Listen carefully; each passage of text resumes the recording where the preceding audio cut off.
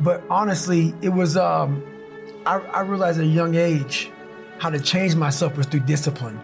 And the military didn't teach me that. It was something I realized I had zero discipline, zero self-discipline. And I realized I have to start developing this. And I started really because I was horrible at reading and I was horrible at writing. I have so many learning disabilities, it's not even funny. So I just sit down at the table and spend so much time in this reading and writing and learning. And that kind of translated over to my self-discipline with working out. So that's where it started. I started when I was about 16 years old and said, well, I have a fourth grade reading level. Let me go ahead now and start really focusing because I'm not gonna get in the military because I got to pass the test. So that's where it started for me.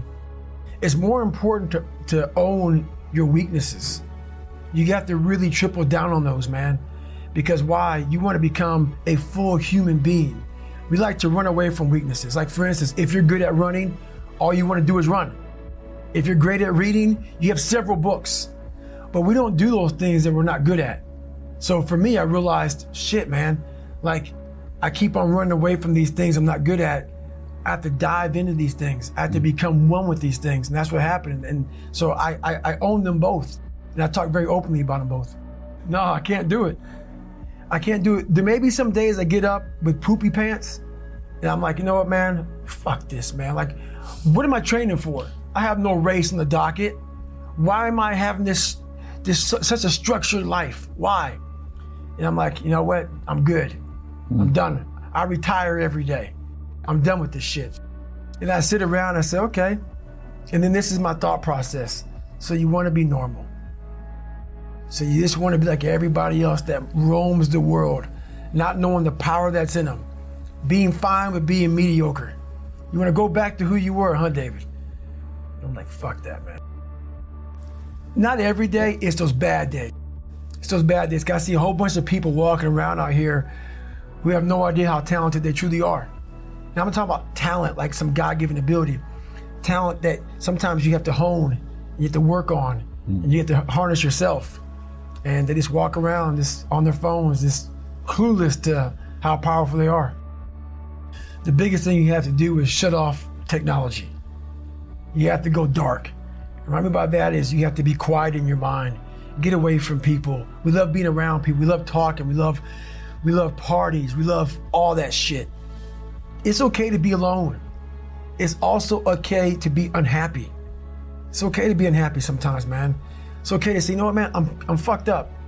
So you gotta go to the truth first. Who are you? Get really accountable and say, okay, who am I? What's the truth about me? Get to that dark place in your mind. Figure out, it may take months, it may take years. Figure out your purpose. Figure out what you want to be in life. And then from there, okay, I have my purpose. It may take a long time. No one knows their purpose because it's too loud. Find your purpose. From there, all right, you gotta start planning. People love the planning phase because it's very comfortable. Then from the planning phase, you gotta go to execution. So the execution phase, what we all hate, because that's where the real work begins, and that's when the failure happens, and the failure. So, but that's kind of how you have to do it. My grandfather, when I was growing up, my grandfather looked at me and he said, you know what, man, you're not gonna amount to shit because of how you hang your head. That's all he said. And as true and as real as it was, it hurt. And a lot of us, what we do is we hide from the truth. We don't want to tell people the truth. We see people every day, loved ones, friends, family members. We see them walking around. Everybody sees them. And they're not amounting to shit. They're fucking gaining weight. They're not going to school. But we live in a kinder, gentler world. So we don't say shit to them. We just watch them fail because why? We don't know what to say or how to say it. Or we may lose them as friends or they may not love us anymore. You're watching someone fail. The best thing you may ever do for someone is say, hey, guess what, brother? You're a piece of shit right now. You may not say it just that way, but that's what you may want to say to somebody. Look, man, I love you, brother, but your life sucks. You are so much better than this, man. You are so much better. I'm watching you fail and I can't do it. And I also believe that we're going to end up one day meeting a maker if you believe in one. And I believe that maker knows everything about you. Everything about you. Knows I was going to be here and talking to you. Knows everything. But you also have a choice to make. You have a choice to make. We have choices. And the one thing that scares me is getting to heaven and not being what I was supposed to be. And I believe that God has a chart, and he looks at the chart and he puts it in front of you when you get to heaven. He says, hey, this is what you're supposed to be. And one of my biggest fears in life was to see that chart and not have every block checked off. I want to make sure that I'm constantly pursuing whatever it is I'm pursuing, just to be the best I can, just constantly grinding myself into a fine powder, but doing it in a smart way. Like I talked about, you can constantly grind yourself into a point where you're just sick. There's a happy medium of grinding. So that's my purpose now, to continue to push myself so others can see what is possible. I need a mission. We all need a mission. That's what life should be, is a mission. That's what gives your life purpose and focus and drive and ultimately satisfaction. Now, that mission can be the job you work at. It can be providing for your family, or it can be getting better at jiu-jitsu, or stronger at Olympic lifting, or starting a business that you want to grow and build and take over the world. Be clear in your mind in what you intend to achieve. Know what you are going to do. That doesn't seem like too much to ask. And you wouldn't think it would be too much for people to ask in their lives.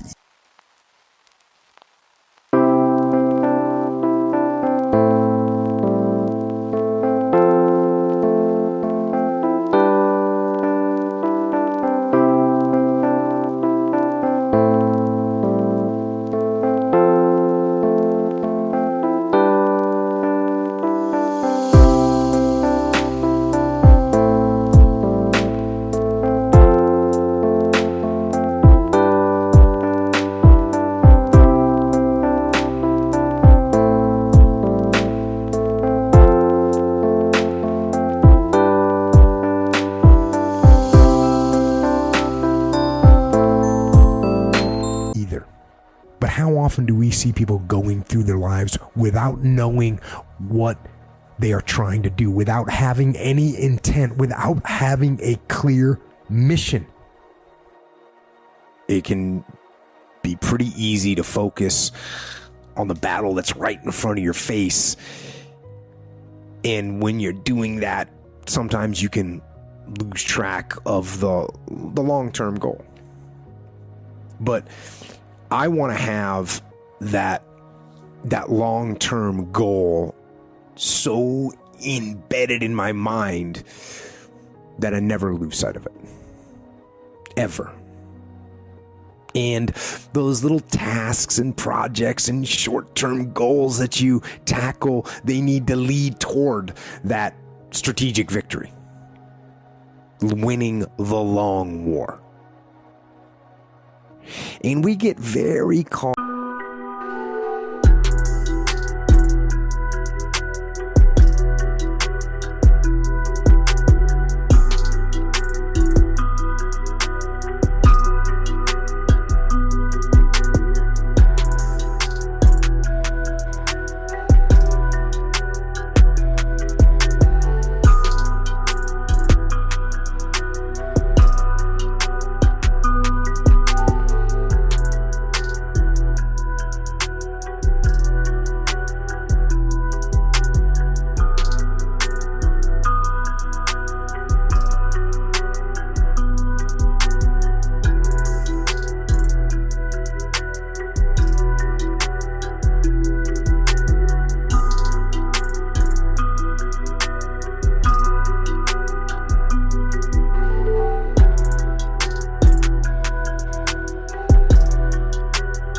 up in instant gratification. We want results now. We want the shortcut to the winner's podium. And sometimes, when we don't get that short-term glory that we want, we lose track of those long-term goals. And you look up in 6 weeks or in 6 months or in 6 years, and you've made no progress. None. You never moved. You might even be further from your goal than you were. Why? Why did you let that happen? It's because you lost sight of that.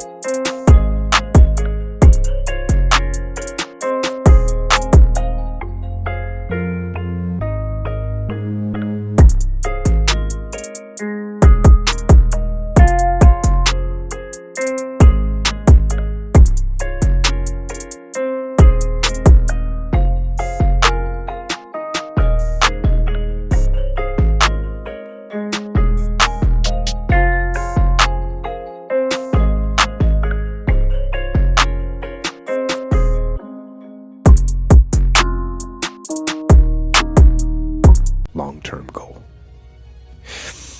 And at some point, after you lose sight of that goal and years have gone by, you think to yourself, maybe I can't.